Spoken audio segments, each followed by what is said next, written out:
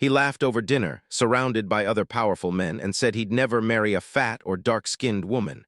The room erupted in laughter until she walked in. What happened next silenced everyone.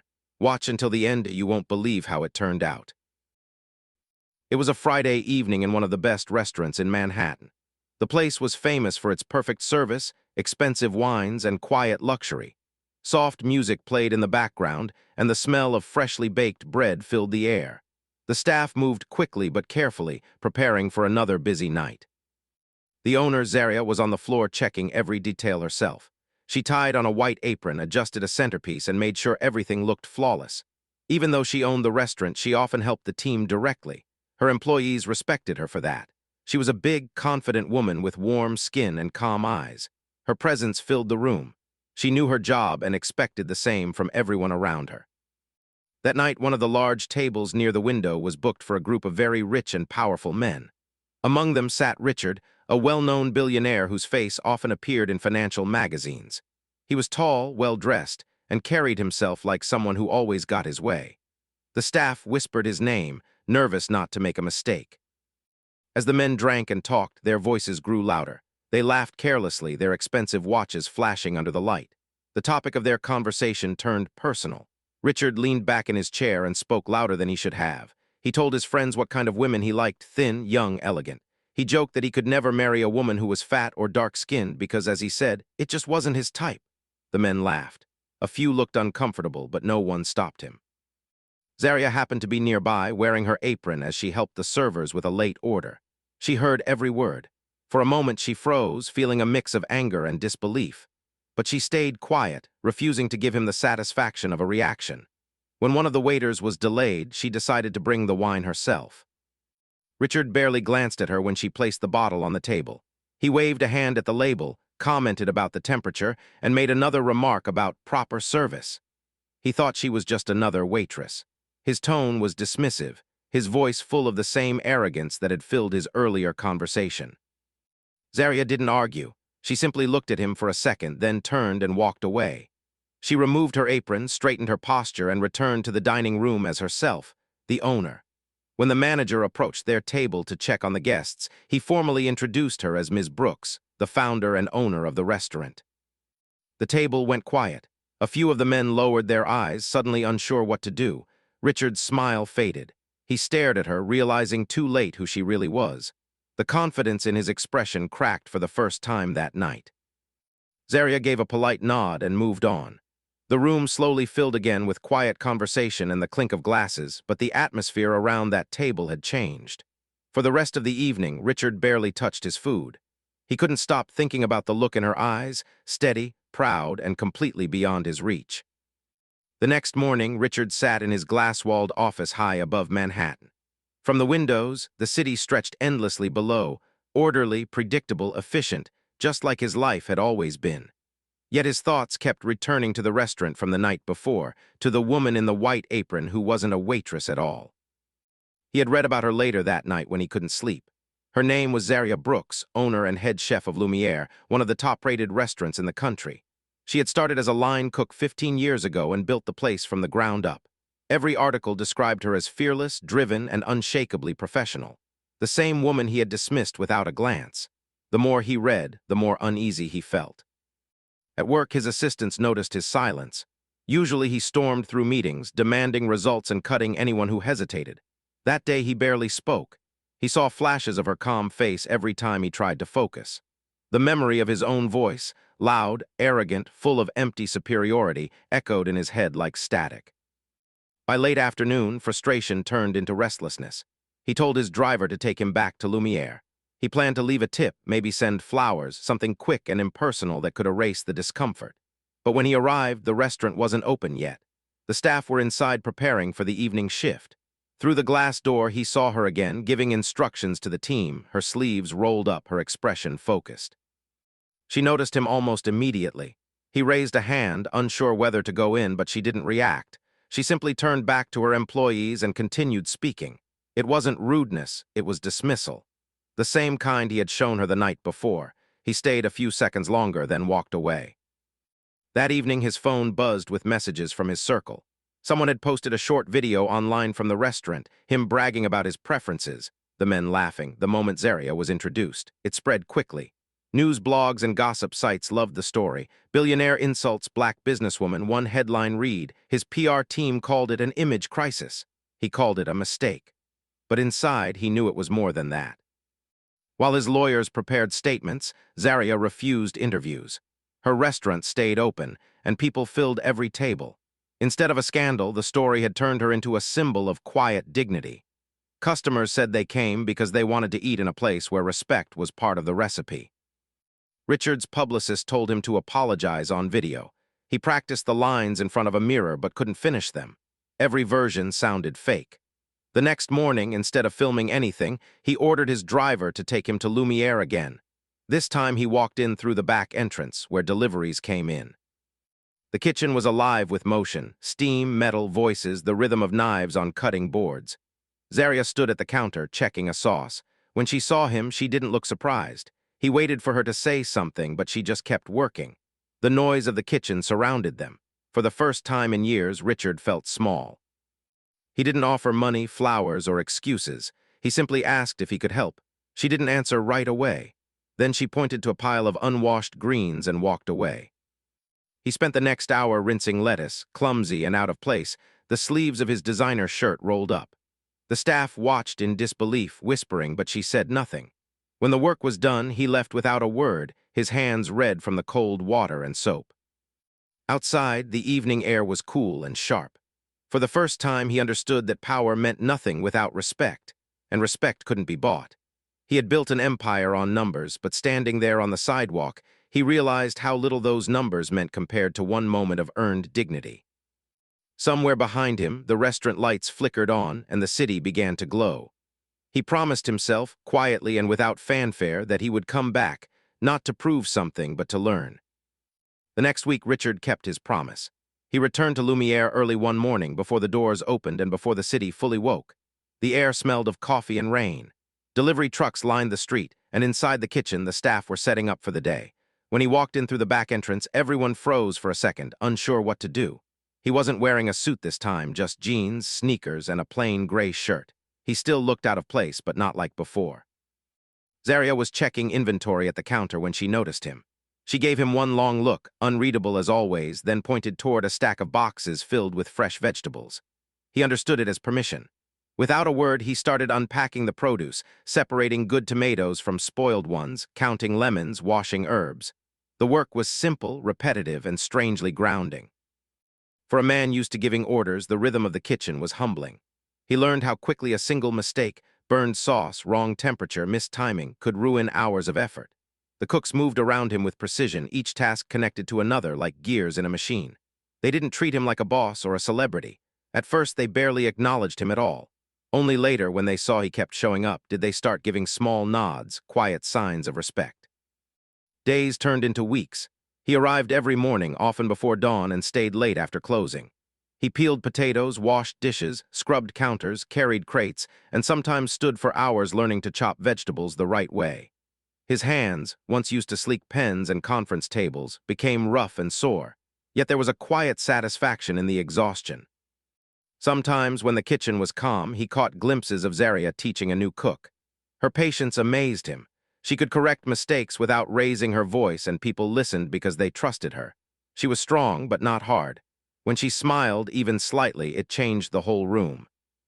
One afternoon, a small fire flared up in one of the pans. Instinctively, Richard reached for it before anyone else, burning his wrist slightly but saving the dish. The team reacted quickly, and within moments everything was under control. When Zaria saw what he had done, she didn't thank him out loud, but she handed him a bandage without comment. That small gesture felt like a medal. Outside the restaurant, the world still talked. Magazines ran new headlines about the billionaire redemption story. Some said it was just PR, others thought it was genuine. Richard didn't care anymore. Inside the kitchen, none of that mattered. Here, he wasn't a CEO or a symbol, just another pair of hands trying to get it right. As the days passed, he began to see what made Lumiere so special. It wasn't the expensive decor or the famous menu. It was the people, the dishwashers, the servers, the line cooks, each giving a piece of themselves to make something beautiful. Respect, he realized, didn't come from money or titles. It grew from consistency, from showing up even when no one applauded. Late one night, after everyone had gone home, he stood alone in the kitchen. The air smelled faintly of roasted garlic and warm bread. He looked at the empty counters, the spotless floor, the quiet hum of refrigerators. For the first time in years, he felt peace. Not pride, not victory, just peace. In that silence, he understood what Zaria had been trying to teach without words. Redemption wasn't a speech or a headline. It was work. Honest, daily, humble work. And as he turned off the lights and stepped into the cool Manhattan night, he knew he would be back tomorrow, not because he had to, but because he wanted to. By the time a month had passed, Richard's presence in the kitchen no longer shocked anyone. He moved quietly through the hallways of Lumiere, carrying trays and boxes like any other employee. But outside, the world was getting louder again. The viral video of his old comments had resurfaced, this time paired with photos of him in a chef's apron scrubbing pots. Some called it humbling, others mocked it as the billionaire's guilt tour. The headlines grew sharper, questioning his motives. Inside, Zaria noticed the tension. She saw the way her staff whispered when new reporters came to the door. The attention threatened to turn her restaurant, a place built on dignity, into a spectacle. She didn't want that. One evening, when the last guest left and the lights dimmed, she told him calmly that his presence was becoming a distraction. Her tone wasn't cruel, but it cut deep. That night, Richard couldn't sleep. He walked through his penthouse, full of glass and silence, and realized it felt colder than ever. His assistants had prepared a damage control plan, a public donation, an exclusive interview, and a statement about mutual respect. It all sounded like noise. For the first time in his career, he ignored their advice. Instead, he made a decision that would cost him dearly. The next morning, the stockholders of his company woke up to a shock. Richard had announced that he was stepping down as CEO, at least temporarily. He cited personal reform and a need to reconnect with the human side of enterprise. The markets panicked. His board accused him of losing control. His closest partner called him insane, but Richard didn't flinch. He had built his empire on ruthless speed. Now he wanted to rebuild himself with patience. He returned to Lumiere later that week, not as a guest, not even as a helper, but as a supplier. He had quietly invested in small farms upstate, signing contracts to deliver organic produce exclusively to Zaria's restaurant. It wasn't a gesture for publicity. It was his way of proving he understood what her world valued: honesty, sustainability, fairness. When the first delivery arrived, the crates were labeled simply, "From Richard's Fields." But Manhattan wasn't done testing him. A powerful business columnist published a brutal exposé claiming that Richard's sudden humility was a marketing trick, and that Lumiere was just part of a PR stunt. The story spread fast. That evening, a crowd of photographers gathered outside the restaurant. Some shouted questions about whether he was having an affair with Zaria. Others accused her of using him for fame. Zaria's jaw tightened, but she stayed composed. She hated drama, yet this one had landed squarely on her doorstep. As the flashes went off outside, her staff looked to her for direction. She did what she always did, kept working.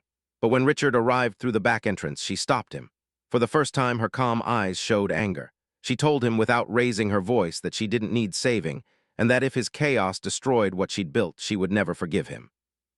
Then she turned away, leaving him standing alone in the hum of the kitchen. That night, something in him snapped. For years, he had believed control was strength, but now control meant nothing. His name was in the tabloids again, his company's shares were dropping, and the woman whose respect he wanted most had just walked away. The next day, he disappeared. No calls, no meetings, no press. Even Zaria didn't hear from him. Some said he fled to Europe. Others said he'd gone bankrupt. The gossip burned for days, then slowly faded. Life in the restaurant returned to normal. Until 2 weeks later, a quiet envelope arrived at Lumiere. Inside was a short letter and a check, not to Zaria, but to the Culinary Education Foundation she had founded years earlier. The sum was enormous, enough to fund scholarships for hundreds of young chefs from underprivileged neighborhoods. At the bottom of the letter were only 3 words, written in his neat handwriting: no spotlight needed. That night, when Zaria walked through her restaurant, she noticed a new shipment had arrived in the kitchen, crates of fresh produce from upstate. The labels read again, "From Richard's Fields." She ran her fingers along the wooden box and exhaled slowly. The media might still talk, but she knew what few did. Redemption isn't loud. Sometimes it works in silence, hidden in the rhythm of honest labor and quiet persistence. Outside, rain fell against the city windows. Somewhere beyond the noise of traffic, she wondered if he'd come back, and this time not to fix a mistake, but to stay. Weeks passed, and the noise around the scandal faded. The headlines moved on to new stories, the city found fresh gossip to feed on, and the world of fine dining went back to its usual rhythm. But inside Lumiere, something was missing. The kitchen worked like clockwork, the tables were full, the reviews glowed brighter than ever. Still, Zaria felt a quiet emptiness she couldn't explain. Every morning when she came in early to check the deliveries, her eyes automatically went to the back door, the one Richard used to walk through in his plain gray shirt, carrying crates, pretending not to be out of breath. But the door stayed closed. The deliveries from his farm still arrived on time, but the man himself was gone. She told herself it was better this way. The restaurant was calm again, her staff was focused, and there was no press waiting outside anymore. But there were moments, late at night after closing, when she found herself standing in the empty kitchen, hands resting on the steel counter, listening to the hum of the refrigerators, the same quiet sound she used to hear when he stayed late helping clean up. She remembered the way he used to stack the pans too neatly, how he would wipe the counter twice just to make sure it shined. It made her smile and ache at the same time. Sometimes she caught herself wondering where he was.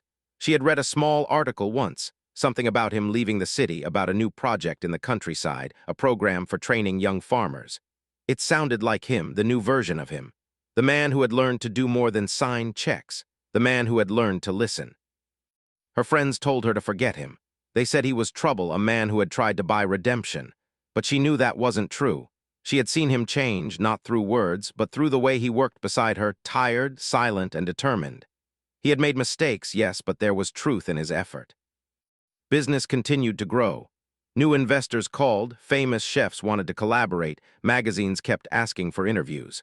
But no matter how high her success climbed, there was a small, steady ache beneath it. One morning she found a note tucked inside one of the produce crates. It wasn't signed, but she knew the handwriting. It was short. "The soil is teaching me patience. I think you already knew that." She held the paper for a long time before folding it carefully and slipping it into her apron pocket. For the rest of the day, she worked quietly, softer than usual, smiling at her staff for no reason. No one noticed the change, but inside her something light flickered, a kind of warmth she hadn't felt in weeks. She didn't know if he would come back. She didn't even know if she wanted him to. But the thought of him somewhere under open skies, building something good, gave her peace. Maybe that was love, not possession, not control, just the steady hope that the other person was finally learning how to live right. That night when the restaurant was empty and the city lights shimmered beyond the windows, Zaria poured herself a glass of wine, sat alone at table 7, his old table, and let herself remember. Not the scandal, not the pain, but the quiet moments in between. The laughter over a burnt sauce, the silence that didn't need words, the strange comfort of someone trying sincerely to be better. For the first time in weeks, she didn't feel alone. Spring came early that year. The city felt softer, warmer light, gentler mornings, people smiling a little more as they passed on the streets. Lumiere was busier than ever, fully booked weeks ahead, its name whispered like a promise of something genuine in a world full of pretense. But even with all that success, Zaria still found herself looking at the door some evenings, half expecting someone she hadn't seen in months. Then one morning he walked in. It was quiet before the first delivery truck arrived. The staff hadn't even clocked in yet. Zaria was standing near the counter, reviewing the menu updates. When the door opened, she didn't look up at first. She thought it was one of her suppliers. But when she finally turned, she froze. Richard was there, standing in the doorway, his hair a little longer, his clothes simple but clean, and his eyes steady. He looked different, not tired, not broken, just real. He held his cap in his hands like someone entering a sacred place. For a few seconds, neither of them moved. The air between them felt fragile, like the pause before a note of music. Then he smiled, quietly, the way a man smiles when he's stopped running. He told her he'd been away, working the land himself. He had started a foundation, training young farmers, supplying local kitchens, helping small restaurants survive without corporate chains. Lumiere was his first and only buyer. He didn't come to talk about business, though. He came because everything he'd learned about patience, respect, and grace had begun here, with her. Zaria didn't answer right away. She watched him, weighing truth the way she weighed ingredients, carefully, without hurry. His hands bore small scars now, rougher than before.